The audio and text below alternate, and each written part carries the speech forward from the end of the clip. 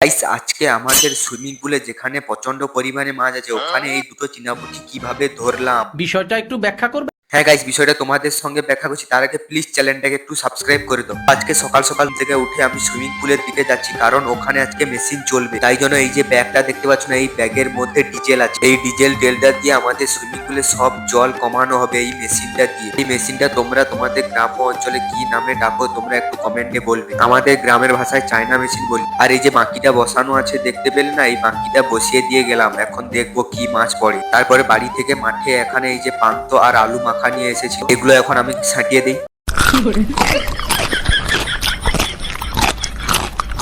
তো গাইস এখন খাওয়া দাওয়া কমপ্লিট করে এখন আমি দেখবো বাকিটা কি মাছ ঢুকেছে। তাই জন্য এখন আমি বাকিটার কাছে চলে এসেছি, আর বাকিটা এখন তুলে দেখবো কি মাছ আছে এটার ভিতরে। আর গাইস বাকিটা তুলতে না তুলতেই দেখতে পাচ্ছ দুটো চিনাপুটি ঢুকে গেছে। আর এই দুটো চিনাপুটি মাছগুলো তোমরা তোমাদের গ্রাম্য ভাষায় কে কি বলে ডাকো একটু বলবে। আর আমাদের সুইমিং পুলে যে জল কমানো হচ্ছে, এই জল কমছে দেখতে পাচ্ছ, এখানেও একটা চিনাপুটি মাছ ছুটছে মাঠের মধ্যে। আর এখানে আবার বাকিটা বসিয়েছি, এইখানে বাকিটা বসিয়েছি দেখতে পাচ্ছ, মাঠে পুরো জল কমে গেছে। এইবারে মাঠের মধ্যে যেই মাছটা থাকবে সেই মাছটা বাকির ভেতরে ঢুকে যাবে, ওটা নেক্সট ব্লগে দেখাবো।